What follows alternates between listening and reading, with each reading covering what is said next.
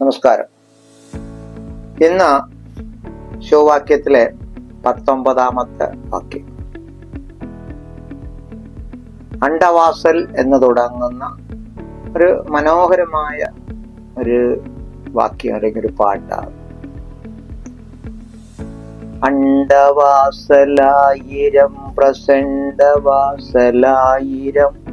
6,200 കോടി ആനവാസലായിരം ഇന്ദവാസൽ 7 വാസൽ ഏകഭോഗമാനവാസൽ എம்பிരാൻ ഇരിക്കും വാസൽ യാവർ കാണവല്ലരോ.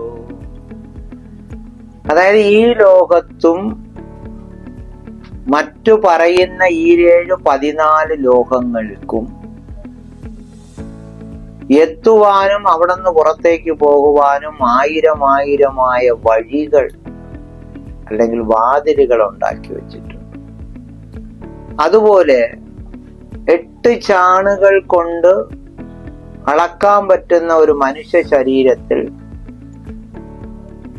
8,000 കോടി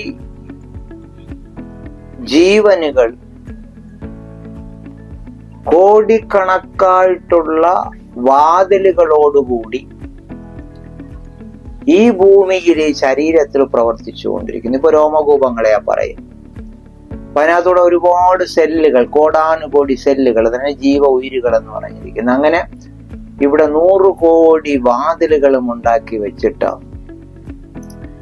10ാമത്തെ വാതിൽ, നമുക്ക് 9 ദ്വാരങ്ങളും 10ാമത്തെ വാതിലും ഉണ്ടാക്കി വെച്ചിട്ടുണ്ട്. അപ്പൊ അതിൽ 10ാമത്തെ വാതിലായ ബ്രഹ്മരന്ധ്രം എന്ന് പറയുന്ന മുകളിലിരിക്കുന്ന തുര്യം എന്ന അവസ്ഥയിലേക്ക് നിന്നും തുര്യാതീതം എന്ന അവസ്ഥയിലേക്ക് കൊണ്ടെത്തിക്കുന്ന ഏറ്റവും മഹാപ്രധാനമായ വാതിലിൽ കൂടെയാണ് ശിവൻ എന്ന് പറയുന്നത് സഞ്ചരിച്ചു കൊണ്ടിരിക്കുന്നത്. അപ്പൊ ഈ വാതില് വെറും പാവപ്പെട്ടവന്റെ വാതിൽ എന്നാ പറയുന്നത്. ഇതിന് പണക്കാരൻ പാവമെന്നോ ഒരു ഭേദമില്ലാതെ, ഒന്നുമില്ലാത്ത പിച്ചക്കാരനെ പോലെ ഇരിക്കുന്നവനായത് തുറക്കുന്നതെന്നും അതിൽ വളരെ സിമ്പിളായിട്ട് നിങ്ങൾക്ക് പ്രവേശിച്ചു പോകാൻ പറ്റുമെന്നും എന്നാൽ എല്ലാത്തിലും ഒളിപ്പിച്ചു വച്ചിരിക്കുന്ന ഒരു സ്ഥലമാണെന്നും.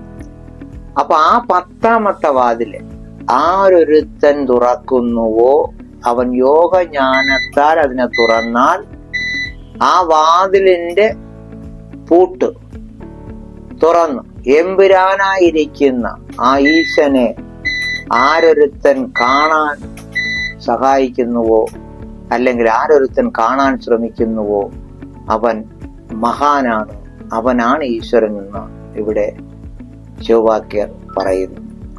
അപ്പോ അതിനെക്കുറിച്ച് വളരെ വ്യക്തമായിട്ട് തന്നെ ആടി ഉറപ്പിച്ചു പറയുന്നു, അവനാണ് ശിവൻ.